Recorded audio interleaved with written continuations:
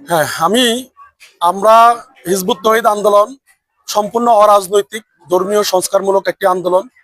আমরা এই বাংলাদেশে গত ৩০ বছর থেকে ইসলামের প্রকৃত আদর্শ নিয়ে আমরা মাঠে ময়দানে কাজ করে যাচ্ছি। এই ৩০ বছরে হিজবুত তৌহিদ আন্দোলন রাষ্ট্রের প্রচলিত কোনো আইন ভঙ্গ করে নাই। কেউ বলতে পারবে না আমরা কোনো আইন ভঙ্গ করেছি। আমাদের বক্তব্য পরিষ্কার।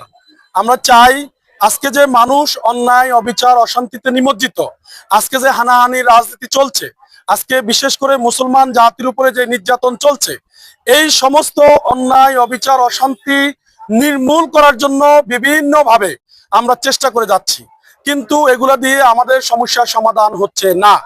আমাদের স্পষ্ট দ্ব্যর্থহীন ভাষায় পরিষ্কার আমরা বলতে চাই, বিদ্যমান এই ব্যবস্থা মানুষকে শান্তি দিতে পারবে না।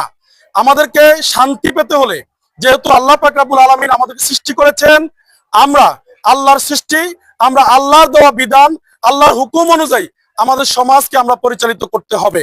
যদি আমরা আল্লাহর হুকুম অনুযায়ী আমাদের সমাজ পরিচালিত করি, একটি তৌহিদ ভিত্তিক রাষ্ট্র ব্যবস্থা কায়েম করতে পারি, তাহলে আমাদের সমাজে এই বিরাজমান অশান্তি নির্মূল হবে।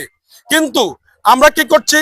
আমরা ভোটের মাধ্যমে, সংস্কারের মাধ্যমে নতুন নতুন ভাবে সরকার নির্বাচিত করে আরেকটা সরকার নির্বাচিত করব, আরেকটা ইন্টারিম গভর্নমেন্ট আনবো।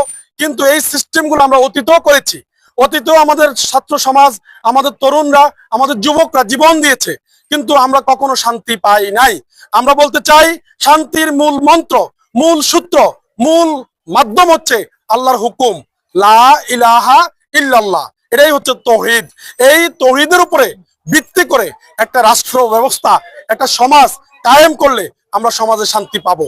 আমরা হিজবুত তৌহিদ আন্দোলন এই আহ্বানটা করে যাচ্ছি। কোনো প্রশ্ন?